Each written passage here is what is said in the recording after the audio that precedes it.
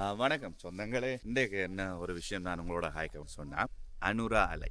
So Anura அலை என்னன்னு சொன்னா, அனுரான்றவர் எங்கட தமிழ் மக்களுக்கு ஏதோ நல்லது செய்ய போற ஒரு மாதிரியும், எங்கட தமிழ் மக்கள் ஒரு ஹீரோ மாதிரியும் ஒரு ட்ரெண்ட் உண்டு. இப்போ சோஷியல் மீடியாவில் ஒரு ஒரு விஷயம் உண்டு, பரவி கொண்டு வருது.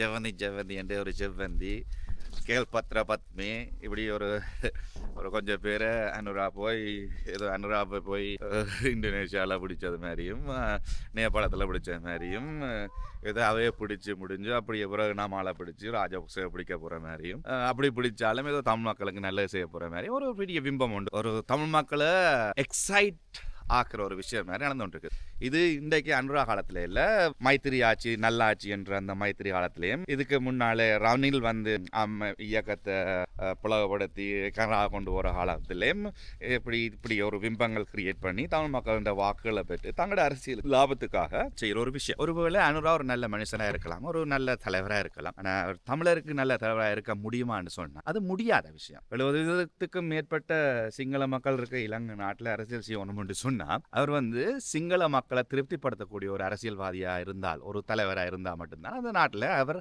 அரசியல் செய்ய முடியும். அப்ப அவரால் தமிழ் மக்களுக்கு உரிய ஒரு அரசியலை தீர்வினை பெற்றுத்தர முடியுமான்னு சொன்னா இது கடைசி வரைக்கும் முடியாத விஷயம். இவையெல்லாம் ஒரு அரசியல் ஒரு பிம்பங்கள் கிரியேட் பண்ணுவேன். இவையை சுத்தி ஒரு 4 சோஷியல் மீடியாக்காரர், 4 யூடியூப்காரர், 4 மீடியா இவைக்கு துதிபாடி இவை ஒரு பெரிய ஆக்கள், இவை எங்களை காக்க வந்த தலைவர்கள் என்றெல்லாம் பாட்டு பாடுவோம். ஆனா இதெல்லாம் நாங்கள் நம்பி அனுராவை எங்களை ஒரு தலைவரா, எங்களுக்கு ஒரு நல்ல செய்ய வந்த இதை ஏற்றுக்கொள்ள முடியுமான்னு சொன்னா என்னை பொறுத்த வரைக்கும் முடியாத விஷயம். எல்லாம் என்ற தனிப்பட்ட கருத்துகள், இது என்ற சொந்த மனசுல துதிக்கிற எண்ணங்களை தான் நான் உங்களோட பகிர்றேன். அது உங்களுக்கும் ஓமண்டு பட்டால் நீங்கள் உங்களோட அக்ரி பண்ணுங்க, படலாட்டி நீங்கள் அதையும் எந்த கமெண்ட்ல சொல்லுங்க. இல்ல இப்படித்தான் இருக்கும், இது இப்படியா இருக்கும்னு சொன்னா நான் உங்களோட கருத்துக்களை ஏற்றுக்கொள்ள தயாரா தான் இருக்கேன்.